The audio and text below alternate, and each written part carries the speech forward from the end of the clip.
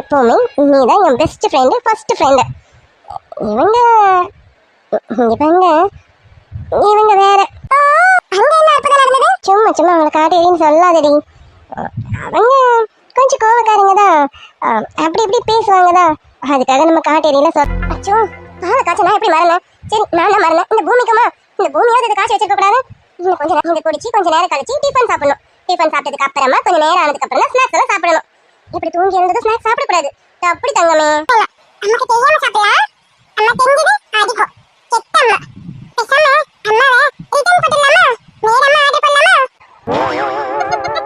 என்னது உங்க அம்மா கூப்பிட்டு இருக்கேன்? இங்க தான் இருக்கேன்னு சொல்றதுக்கு என்ன உனக்கு? அத்தை அவதான் வாயை திறக்கலாம், நீங்களாவது வாயை திறந்துருக்கலாம். காலையில ரூமை விட்டு வெளியில வந்தா இவ வீட்டுக்குள்ள தான் இருக்கா, வெளியில ஓடிட்டா நமக்கு தெரியும். அப்புறம் நம்ம சஞ்சு அவ எங்க இருக்கான்னு அவளுக்கே தெரியாது. இப்படி எல்லாரும் மூளைக்கு ஒருத்தர அவங்க வேலையை பார்த்துட்டு இருக்கும்போது இவ்வளவு யாராவது பார்க்க முடியுமாத்த? அவள் பார்த்தா எங்களால முடியல. என்னாலையும் மாமாவாலையும் கொஞ்ச நேரம் இந்த குழந்தைங்க கூட நேரம் செலவழிக்க முடியல. என்னது குழந்தைங்களோட சந்தோஷமா இருக்க போறீங்களா? யாரும் அத்தையும் இனி சந்தோஷம்னா என்னன்னு உங்க வாழ்க்கையில நீங்க தேடணும். இருக்காதீங்க. நானும் என் புருஷன் என் குழந்தை மட்டும்தான் இந்த வீட்டில் இருக்கணும். நாங்க மட்டும்தான் இந்த வீட்டில் சந்தோஷமா இருக்கணும். நீங்க யாரும் இங்க நிம்மதியா இருக்கக்கூடாது, சந்தோஷமா இருக்கக்கூடாது. சந்தோஷமா இருக்கணுமா? அதுக்கு விட்டுருவேன் நானு. அவ இங்கேயே சோம்பேறியா வளரணும், குட்டிச்சவரா ஆகணும். அவளுக்கு உன் பிள்ளைக்கு வாழ்க்கை நான் என்னன்னு தெரியாது. உன் பிள்ளைக்கு வாழ்க்கை தோணணும் என்னன்னு இருக்கக்கூடாது, இருக்கவும் விட மாட்டேன். எதுவும் இல்லை, எனக்கு அவர் ஒரு ஃப்ரெண்டு, அவ்வளோதான். அதான் ஊர்ல இருந்து அவங்க பையன் வராங்கன்னு சொன்னல, அவர் வந்துட்டாரு. ரொம்ப சகஜமா பேசி பழகுவாங்கம்மா. அந்த கல்ச்சரே வேற. ஒரு வேலை அப்படி உங்ககிட்ட மூவ் பண்றாரோ, எதுக்கும் நீ கொஞ்சம் கேர்ஃபுல்லா இருக்கிறது பெட்டர்னு தோணுதுடி. என் வீட்டில் ஹாலில் நானும் இவரை மட்டும்தான் இருக்கோமே. நான் குக் பண்ணும்போது என் கூட தான் இருந்தார். நல்லா ஜாலியாக பேசினார். ஒரு தப்பான பார்வை கூட அவர் என்ன சாப்பிட்டியான்னு கேட்டார். இல்லைங்க நான் வீட்டுக்கு போய் சாப்பிடுவேன்னு சொன்னது தான். உடனே அவர் என்ன பண்ணார் தெரியுமா? என் கையை பிடிச்சி இழுத்து அந்த டைனிங் டேபிளில் உட்கார வச்சு எனக்கு அவர் பரிமாறினாரடி. இந்தியா உனக்கு தெரியுமா? அந்த டேபிளை நான் துடைக்க மட்டும்தான் தொட்டு பார்த்துருக்கேனே. இது வரைக்கும் அதில் நான் உட்காரணும்னு ஆசைப்பட்டது கூட கிடையாது. ஆனால் அவர் என்கிட்ட பேசும்போது என் மனசு என்கிட்டே இல்லை. இதெல்லாம் தப்புன்னு எனக்கு தெரியுது, பேராசைப்படுறேன்னு கூட எனக்கு தெரியுது. ஆனால் அவர் என்கிட்ட பேசும்போது பாசமாக பேசினதும் உன் மனசு இறங்கிடுச்சுன்னு நினைக்கிறேன். கடவுளே, இவ ரொம்ப நல்ல பொண்ணு, ரொம்ப வெகுளியான பொண்ணு. இது பார்த்ததே இல்லை. வந்ததுலேருந்து சிரிச்சுட்டே இருக்கா. இது எல்லாத்துக்கும் காரணம் அவர் தான் நினைக்கும் போது எனக்கு ரொம்ப சந்தோஷமா இருக்கு. ஆனால் அவரும் நல்லவராக இருக்கணும். வந்துட்டாங்களோ கொஞ்சம் பொறாமையா இருக்குடி. அவ்வளோதான். நீ நினைக்கிற மாதிரி வேற எதுவும் இல்லை.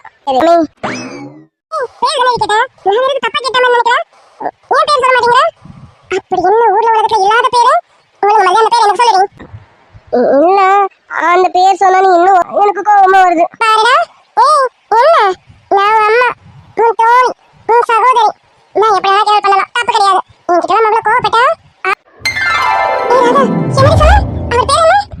அவர் பேரு கிருஷ்ணா.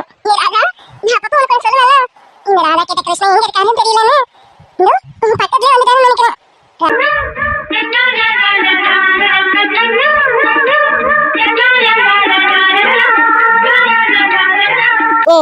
எனக்கு தெரிஞ்ச அந்த காலவெல்லாம் முடிச்சு போட்டிருக்காருன்னு நினைக்கிறேன். ராதா எனக்கு என்ன உனக்கு நல்ல காலம் பிறந்துருச்சுன்னு நினைக்கிறேன். அதனாலதான் உன்னை தேடி அந்த கிருஷ்ணாவே வந்துட்டாரு. ராதா நான் சீக்கிரம் பார்க்கணும். எனக்கு அவரை இன்ட்ரடியூஸ் பண்ணிக்கிறியா? நான் சொன்ன விஷயத்தை பத்தி யோசிச்சாரா? அம்மா இப்போ எதுவும் பேச எனக்கு டைம் இல்லை. நான் போயிட்டு அவனை மீட் பண்ணிட்டு வரேம்மா. வர லேட் ஆகும், எப்படியும் ஈவினிங் மேலே ஆகிடும். குழந்தைய கொஞ்சம் பார்த்துக்கோங்க. நான் ஆஃபீஸில் இருந்தேன்னா இடையில கொஞ்சம் வந்துட்டு போவேன். ஆனால் இன்னைக்கு அப்படி வர முடியாது. நீ போயிட்டு வா. என் பேத்தி பார்த்துக்க எனக்கு தெரியாதா? நான் பார்த்துக்கிறேன், நீ கிளம்பு. சரிம்மா கிளம்புறேன்.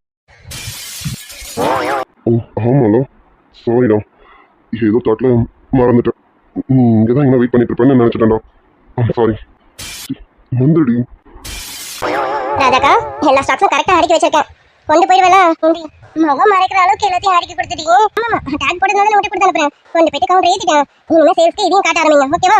சரி நீ வலை வெட்டிக்கிறியா? நான் எடுத்துட்டு போய் மேபி கேபின்ல தான் இருப்பான்னு நினைக்கிறேன். அது அந்த சேல்ஸ் கேர்ள் கிட்ட கேட்போம். கேட்டுட்டு கேபின்ல இருக்கானா? Excuse me.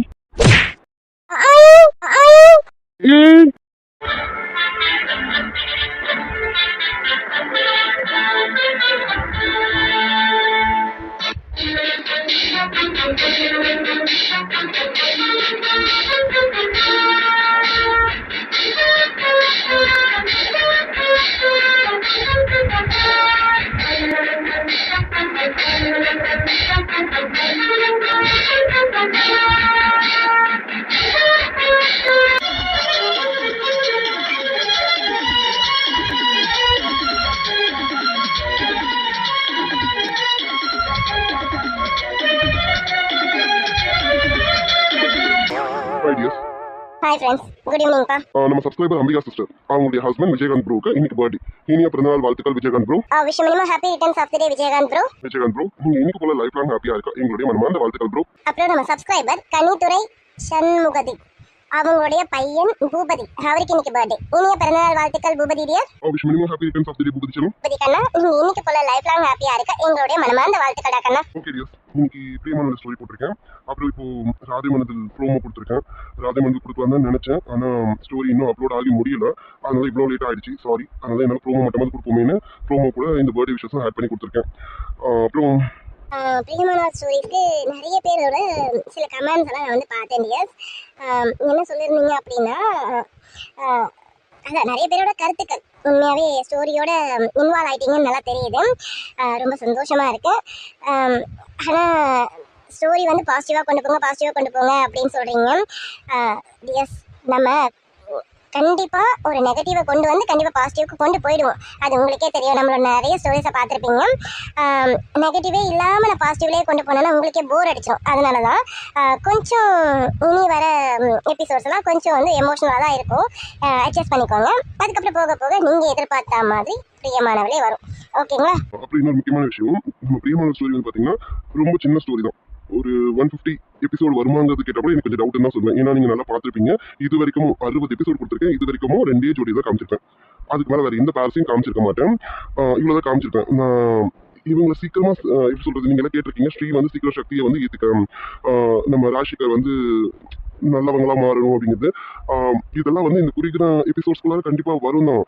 ஆனால் கொஞ்சம் வெயிட் பண்ணி பாருங்க. கொஞ்சம் எமோஷன்ஸ்க்கு அப்புறமா ஹாப்பி ஒரு சந்தோஷம் கிடைக்கும். ஆமா டியர்ஸ், இப்போ கெட்டிமலம் ஸ்டோரியில வந்து பாத்தீங்கன்னா நம்ம நிறைய பேர்ஸை கொடுத்துருந்தோம். அதனால ஸ்டோரியை எக்ஸ்டெண்ட் பண்ணி 300 எபிசோட் வரைக்கும் கொண்டு போகிறதுக்கு வாய்ப்புகள் உண்டு. பட் பிரியமான ஸ்டோரி அப்படி கிடையாது. இப்போ வரைக்கும் 2 பேர் தான் நான் மைண்டில் வச்சிருக்கேன்.